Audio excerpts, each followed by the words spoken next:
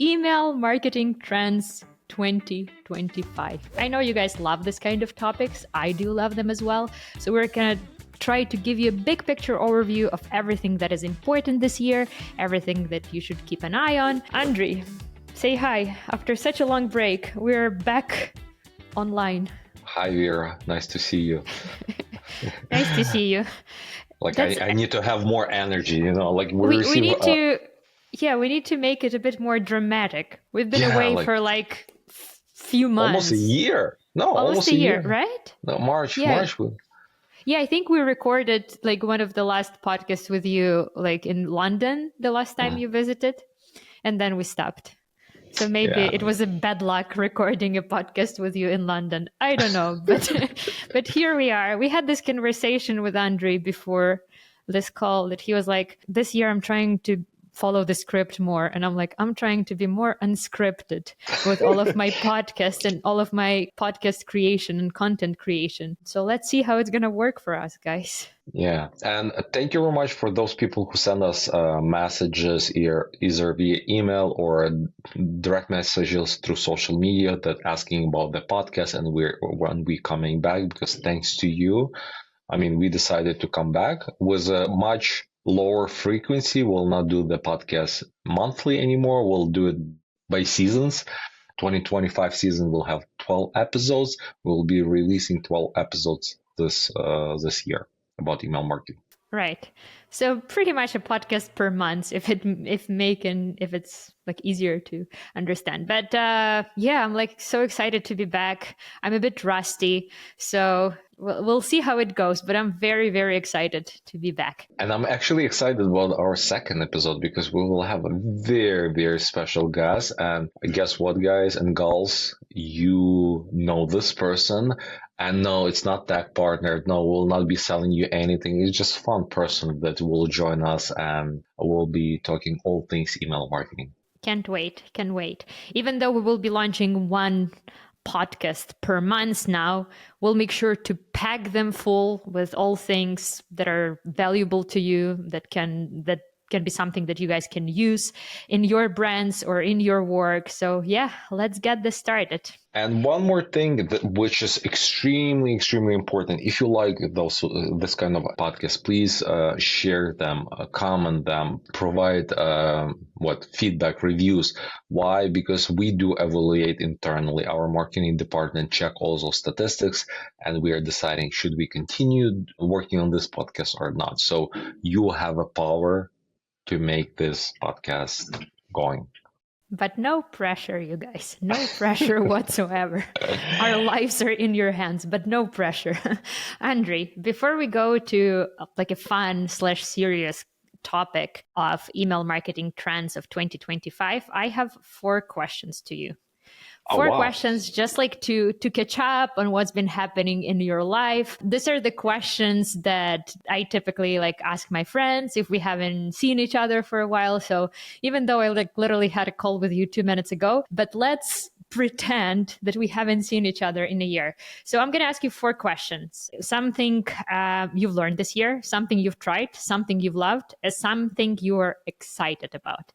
So just in a super short form, let's start from the first one. Something you've learned this year, a new skill, maybe some realization, maybe a fun fact about the universe, anything, Sure. Something you've learned this year. I will answer to those 4 questions only with one condition if we do one. So I'm answering, you answering. Let's do this. Perfect. So playing guitar. So I'm right now twice a week I'm playing guitar with a coach and training, and the guy is crazy he's in love with guitar, and his enthusiasm is very contagious. So I'm learning how to play guitar. My dream, my bucket list. But you've done it in the past, because there are some very interesting videos in YouTube where you're playing guitar. Actually, this guy, I'm currently I'm 37. Yeah, I'm 37. This guy is 22 22 or 21, so basically half of my age. And when I explained him that I knew how to play guitar a long time ago when I was a Mm-hmm. teenager, but I learned it on the streets from You learn like uh, chords probably, right? yes, Some like chord. from notebooks. And when I explained him how we learn it, he's like, no way. And I remember like writing those things in my notebooks. So Yeah. Vera, what's your new thing you learned this year or This last year? year or last year, over the last few months, anyways, I learned how to optimize my sleep.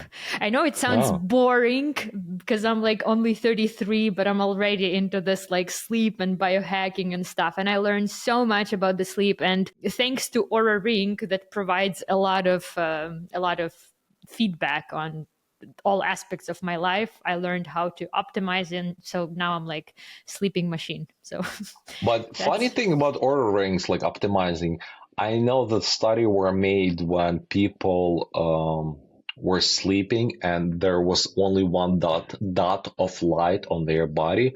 Their sleep was not as efficient or as not powerful interesting. as, yeah. So I'm like, how those order rings or Apple watches with that light dipping to your skin, like It during the doesn't, sleep. it, the light is on and off. So right now it's off, you see.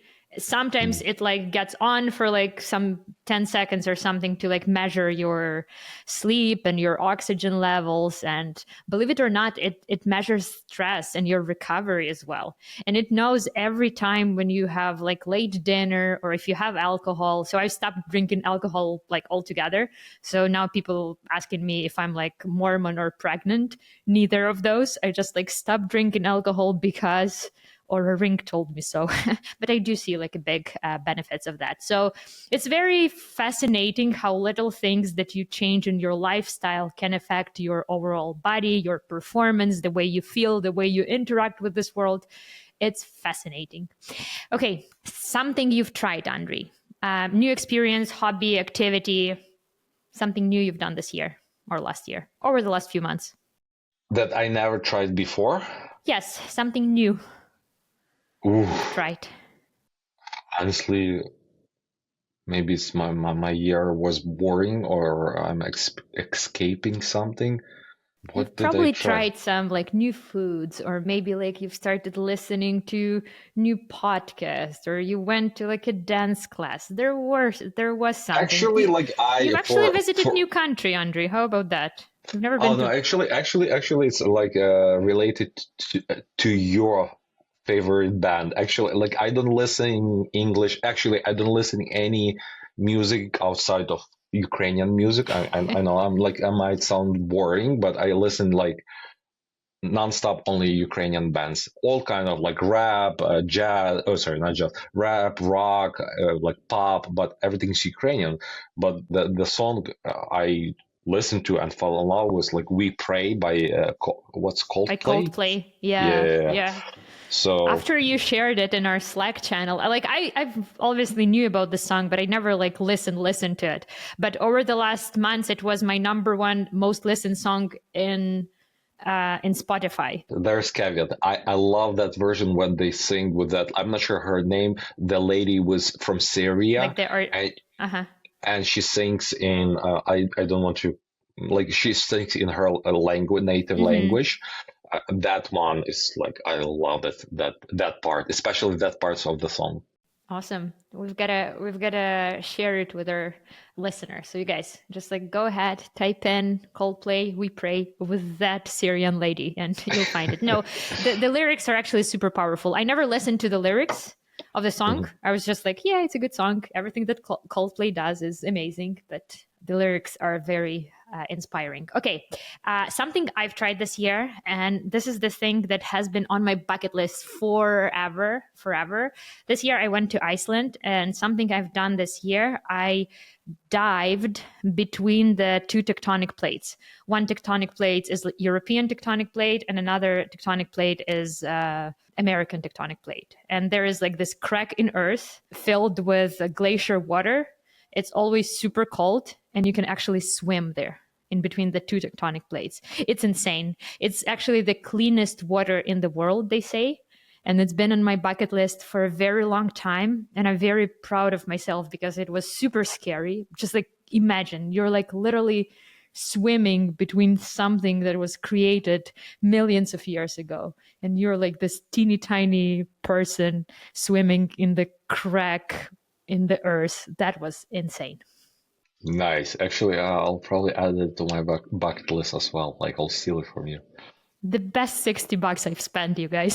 The best $60. Okay, something you've loved. Oh, I could have used my Iceland thing here. Maybe like a favorite book or movie or food or some like special My trip, moment. yeah, my trip Yes. to like I did Camino Santiago de Compostela, the trip to in Spain.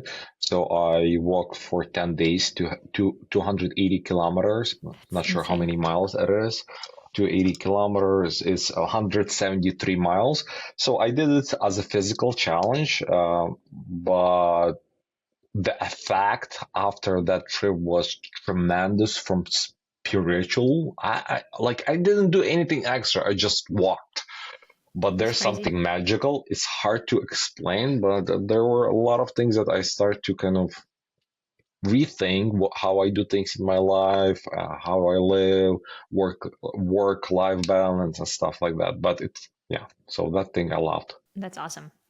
That's awesome. How about this year you're going to swim between tectonic plates in Iceland and I'm going to do the Camino No, road? actually, I already have a trip in June. I'm going to France to Right. Provence. Provence, yeah. Sounds very bougie, Andriy. Like, I don't know. Sounds like very like upscale, bougie, girly trip that you bring No, your but like. no, actually, it's from physical perspective, it's more challenging Oh, because really? there's like a lot of like ups and downs. You have to walk a lot, and it's more those like vertical, Oh, nice. not the slopes, like very horizontal, vertical. Like so, Right. it's not as Oh, easy. so it's not like they're gonna bring you to lavender fields. You're gonna take some like pictures and be No, back they to your won't. hotel. No. They will not take us. We'll walk there, Oh, but okay. Okay. to I get see. there, you need to go through a lot of like painful mountains. Cool. Okay. Something I love this year.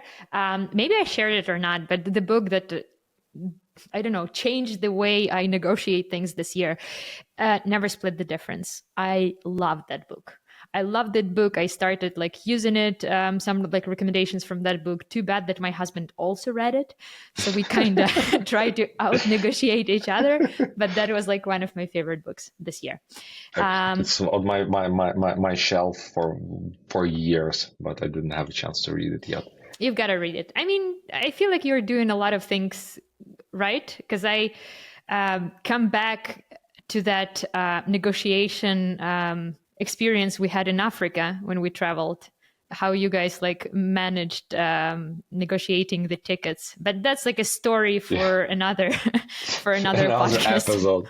For I forgot another. about that. It was so. Come on. Cool. Okay. And the last one, something I'm excited about. So, something you're excited about, an upcoming event, a goal, a project. What are you excited about, Andriy, this year? We have our annual event that we're getting together with the team, and we inviting more team members and we it's like will be nine of us to Dominican Republic, and That's it's awesome. upcoming this Sunday, so we'll meet there. That's so So cool. That's yeah, so cool. Dominican is so fun. You guys will love it. I've never been Something there. I'm excited about this year is growing my books business. I just translated it into Spanish, my books. So I'm like excited to launch this like mini series in Spanish. And I'm like working on the new book that it's kind of like a near and dear to my heart. It's a book about grief for kids. So it's a very interesting topic. Whoa, So this is yes, it's a big tough. topic. It's a big It's topic. That's tough. why I'm working with like child psychologists and like doing some research. But this is a huge topic that is very like near and dear to my heart. So I'm very excited about this I will let you project. know how it goes because I mean my unfortunately my mom passed away since we stopped recording Yeah. the episodes and my kids are grieving. So I mean in their own child way. So it would be Hmm. interesting for them to read this book and I'll provide you feedback Thank you how so it much, went. Andre. Appreciate it. Appreciate it. And now, 15 minutes later, we are finally at that sweet spot where we can discuss email marketing trends 2025. Yay, finally, we got there. I know you guys love this kind of topics. I do love them as well. So we're going to try to give you a big picture overview of everything that is important this year, everything that you should keep an eye on. So, Andriy, how about you introduce the trend number one? By the way, we covered the same topic yesterday during our Klaviyo New York City meetup. It's an event that we are doing every month. By the way, if you're in New York City area, I strongly recommend for you to sign up. It's totally free. Just go to flowium.com/NYC, and Flowium plus Smart Sites, actually our direct competitor. We're hosting this Klaviyo events sponsored by Klaviyo. Anyway, so the trend number one is AI summaries. So basically, what does it mean that what's the new AI thing from Apple that they're trying to release? AI intelligence. Oh yes, Apple Intelligence. So basically, your emails will be summarized by Apple Intelligence or some Android intelligence or AI. So now you just don't have to optimize your emails for mobile, for dark mode, for this and that, but now you Right. have to optimize it for AI. Because if you are sending single image email and blasting nonstop, now you need to think how AI will interpret that email and Right. summarize it to the recipient.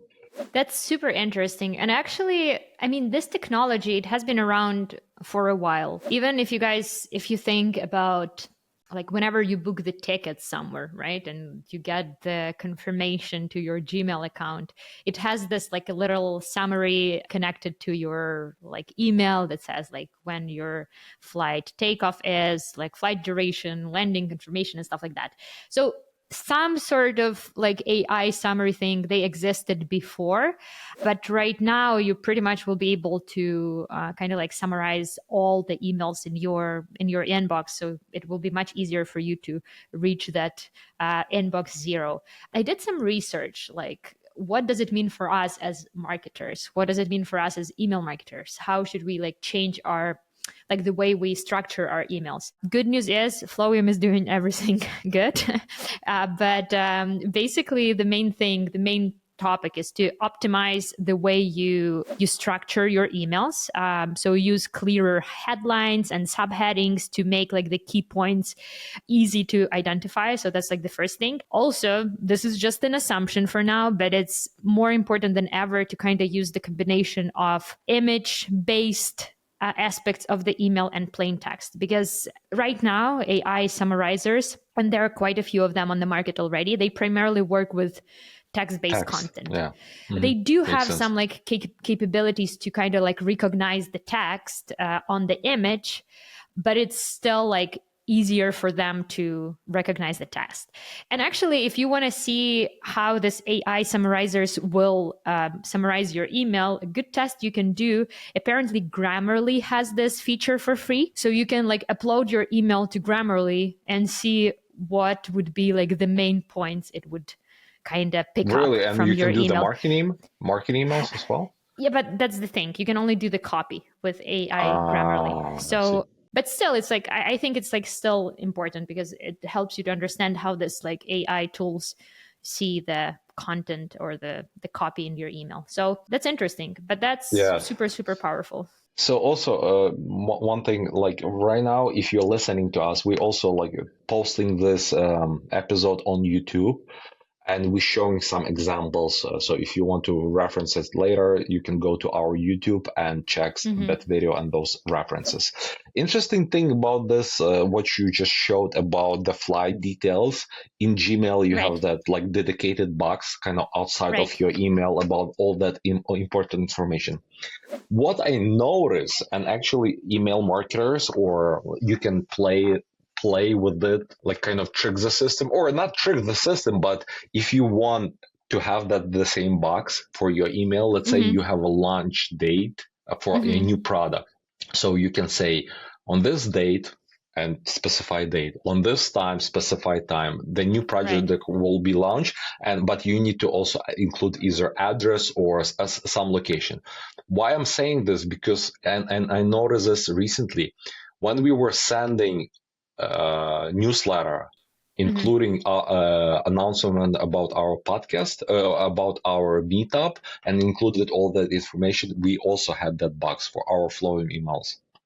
What? That's crazy. That's kind Yeah. of like a black hat tactics almost. So this is what I'm saying. Like We've one gotta idea. we've gotta start testing this, Andriy. I had no idea. I thought it was like the exclusive to tickets. I don't know you can do that with events as well. Wow. Honestly, you guys, we've talked about it, so you know that this is the trend, but interactive emails are huge these days. And when I say interactive emails, I don't mean like email with a GIF in it. When I say like interactive email, it's basically like when you receive this email, not with just like a static message, but you have this like entire experience within your inbox. So you can maybe have some like polls in your emails, or maybe you have image carousels that can be like changed within the email, interactive cards functionality, and things like this. This is definitely a trend. So here are some cool examples that we will be sharing. But also, what I like about this trend is that it's not only accessible to this like big companies with endless budgets anymore. Because like back in the day, you could create this like custom code or whatever. You can hire coders to develop this kind of like a mini program within the email. Right now, you can easily do that with like add-ons and like different apps that you can add to your email. Andriy, do you like them? Yeah, I mean the interactive email and gamification. It's a trend, and more brands are using it. And recently we recorded an episode on YouTube, kind of demo of that tool, Zamo, with Mm-hmm. Bryce, the one of the co-founders, and he showed me the tool in action, which is very cool. And the beauty of the demo, that confetti. Let's say you have a birthday or Mm-hmm. anniversary email, and the Zymo provides you that confetti things for free, Mm-hmm. so you can set as many as you want, and so people open the email and it's like Yeah, confetti I, all I over saw them. these emails. I saw these emails because we did have like a presentation with them. But I mean, what makes me excited the most about like tools like Zymo is not the confetti part, obviously. It's the interactive cards. I think it's huge when you can like literally add to cart directly from your email, or you can like adjust your subscription and stuff like that. This is powerful. It's almost as good as Amazon's one-click purchase. Almost as good. In Shopify, you still, and I don't know about the other platforms, but in Shopify, you still have to go through the checkout page. There is no way you can like skip it Mhm. like in Amazon, because we had one tool back in the day, maybe like a few years ago, that we're trying to develop like a one-click purchase thing from email, but new Shopify requirements are that you have to go through checkout. That being said, you're still like shortening that process for the customer Yeah. by a lot, by adding Yes. this like little interactive aspects to the email. So Cool. it's powerful, you guys. Definitely, Cool. Cool. definitely a trend. We are actually. I found that. So can you go like? Can you follow me on the screen right now? Where? So I found our On email. You Miro. see? Yeah. Okay. It's under. Ooh, You see? I see. That's so cool. That's Yeah. so So cool. I mean, we just didn't do it. Didn't do it intentionally. It's by accident. But I think people can use that features, especially again Hmm. about when they're releasing new products. I think it would be very very powerful.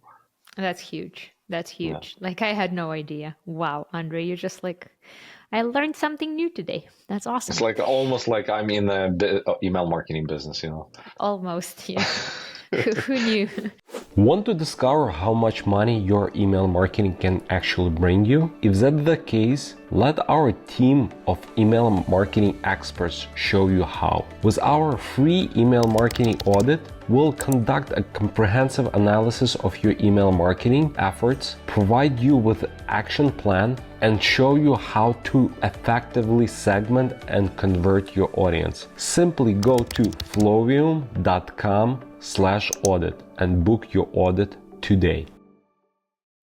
Yeah, so AI powered optimization. So when we're talking about AI and email marketing, people typically think, and actually, this is how I used to think, like, oh, some imaginary robot will strategize, will create a segment, will create copy, will create that image for emails, and eventually will do not need people to do email marketing because AI will do it for us. But unfortunately, it's not as easy as it sounds.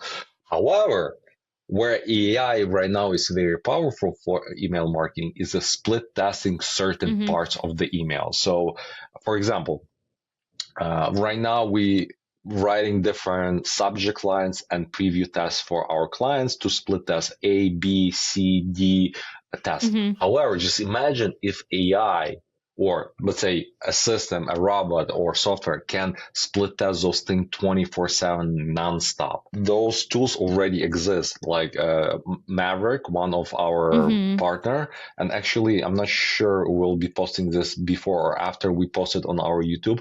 But Maverick have that. It's called Maverick Optimizer, and they split testing your subject line and preview test. And now they're talking about doing that kind of optimization for images and blocks of your emails. So it shows you the power of the AI. No, it will not replace your email marketing in general, but it can optimize certain pieces, parts of your email. Yeah, it can definitely optimize like certain aspects, and it does it very often better than human does. Like with Maverick example, it's like a non-stop testing. So like as soon as they do have like the results, they generate a new one, and they kind of like learn the trends. They learn that, okay, like emoji performed better than non-emoji, or like shorter performed better than longer one, or having name here or there perform like. So they kind of summarize all of that information, and based on that information, AI generates new subject line and keeps testing it. It's actually super powerful. Another aspect that you can also optimize with AI, and this is the one that I'm personally excited about, because I've been doing all of this manually for years.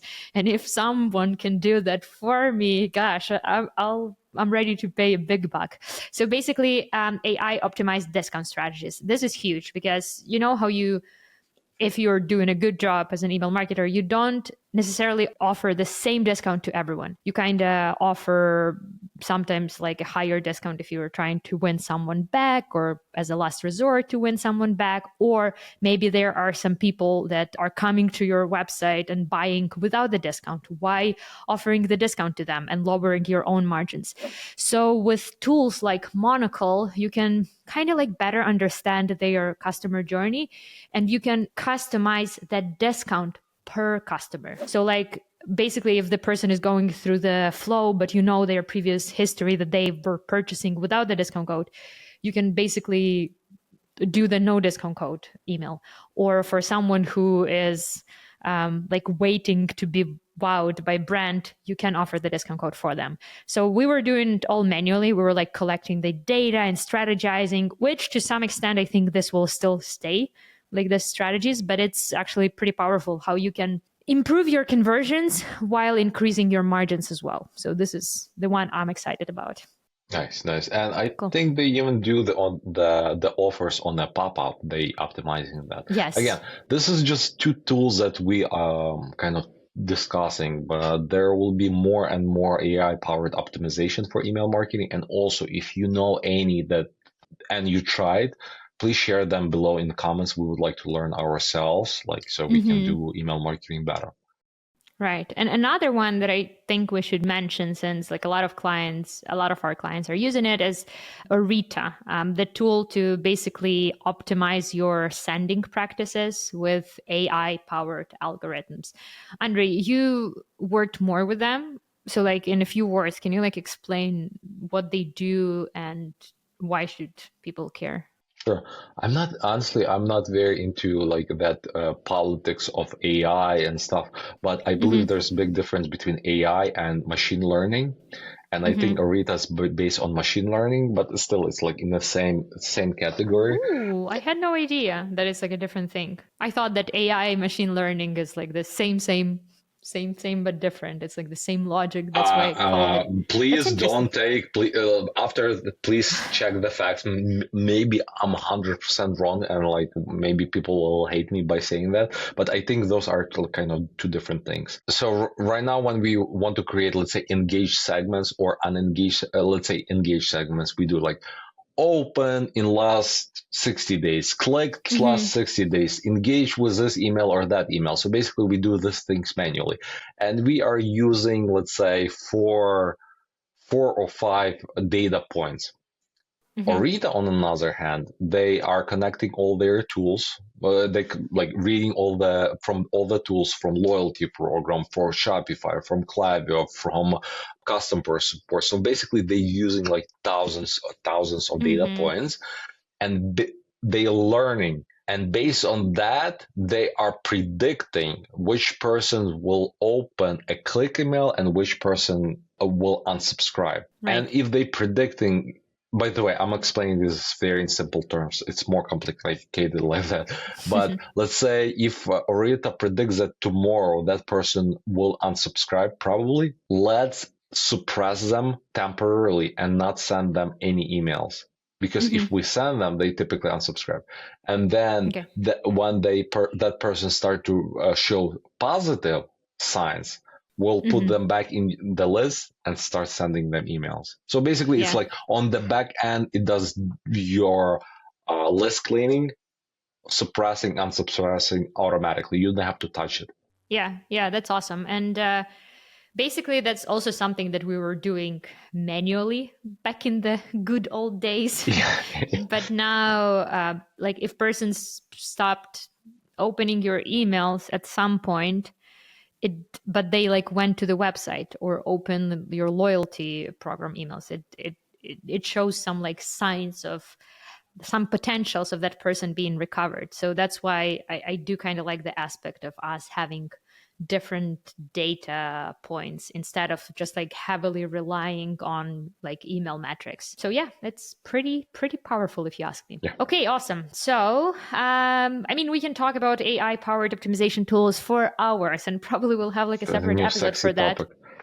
Because like AI is everywhere. I mean, you would probably be surprised if we come on this podcast and didn't mention AI, right? Because like AI, that's a new thing. And by the way, Andriy, I just talked to ChatGPT, and apparently artificial intelligence is like broader term compared to machine learning. So you were right. So that's like two related terms, but still yet different. So two new things that I learned today. Awesome. Okay, the next trend, optimization for dark mode. Andriy, tell us. It's been for a while.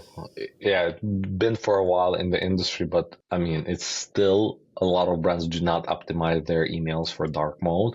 It's a new standard. Like you must. It's there's no like and there's a bunch of tools which are doing this right now for you, so you don't have to kind of do it much. But keep in mind that a lot of people opening their emails in dark mode.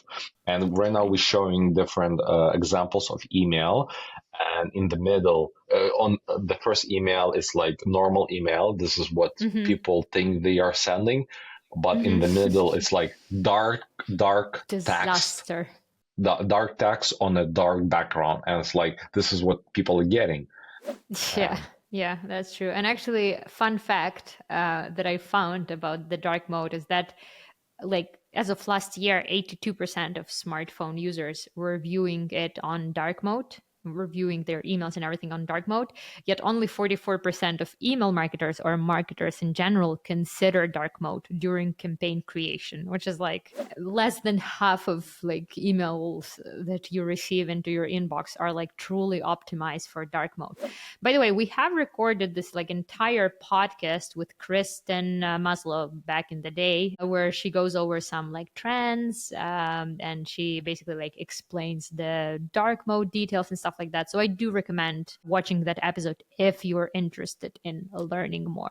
But yeah, some like general good practices for the dark mode would be to like include outline for the white elements, using images with like transparent background, testing different colors for contrast, and So yeah, but I'm not a designer. That's just like something I heard designers are doing. So, but that's very important for sure. Cool. Okay, Andriy. So trend number Trend five, number 5. yeah, and the final one for today is accessibility for people with disabilities. I think it's a good trend, but sometimes some people take advantage of this. So there's more and more lawsuits about this because we are sending the email. Even one of our clients before they hired us, that client had a lot of questions about if we optimizing for accessibility, and we were just curious, like why you're asking so many questions, because in the past he had a lawsuit for that. That's Like crazy. yeah, so somebody sue his company. So basically, when we creating emails, unless you have somebody in your family with a color blindness or limited visibility or some other disabilities, you don't think about that. The same way as you design email, and let's say if you open all your emails in like not dark mode, but what's a normal mode, like light mode, you don't think about that, like your email can look different. But if you start thinking that people have, let's say, people with color blindness, they cannot see if there's no clear contrast, they might not see your font, they might not see your copy on the background. It's now becomes more important, and I think we have episodes about like full episode about Yes. accessibility Yes, we do have the episode. I with have it Megan, I saved believe. somewhere with Megan. Yes, episode number 88, email accessibility. So basically, Megan talks about like all things accessibility. So alt text, like always add alt text, not just for accessibility reasons, but also for people who are using Outlook. Or this like other platforms that are sometimes don't show the images. Yeah, use descriptive alt text for every image that you use. Super important. High contrast colors. We actually have like a really good examples here from Klaviyo. So like a good and bad. Like in my opinion, they both look not like super good, both of these examples. So there is still things that you can improve, but still, like the copy has to be very contrasting, right? And like this image where with like a yellow Yellow. background versus white background. I mean, I don't have like visual like issues with my eyes, but it's like difficult for me to read. It reminds me very much my emails when I was like in high school. I was like literally coloring in Gmail. I had this like family Gmail that my parents still own. Can you imagine? It was like one Gmail account for our entire family. And I was like coloring every word with like a different color because I was like fun this way, you know? Like whenever I was sending an email, I had way too much time when I was a teenager. But yeah, I mean, there's like a lot of aspects of accessibility. So avoid all caps, avoid italics, make the fonts readable. So Clear our structure recommendations. of the email. Yes, clear structure helps as well. Like use white spaces wisely. Again, high contrast colors. So all of that recommendations. We are not experts in that. I mean, our designers are. So go to that Megan's podcast, and she will do better job explaining the nuances of this topic. Yeah, but what Okay, we awesome. see as a trend that it's more and more discussion about that, and it's more relevant nowadays than it was in the past. Yeah, I remember Megan made me rethink our colors for Christmas emails, the red and green, Oh, because yeah. she was like two colors that people are usually struggling with, like color blindness wise, is red and green. And if you're like using red and green for your fonts or something, like the chances are some people will not be able to read it. So that was interesting. Cool, Okay, cool. awesome. So there you have it. 5 trends. Let me just quickly go over them again. So trend number 1, AI summary. Trend number 2, interactive emails. Trend number 3, AI powered optimization. Huge one. Trend number 4, dark mode. And number 5, accessibility. Awesome. Cool.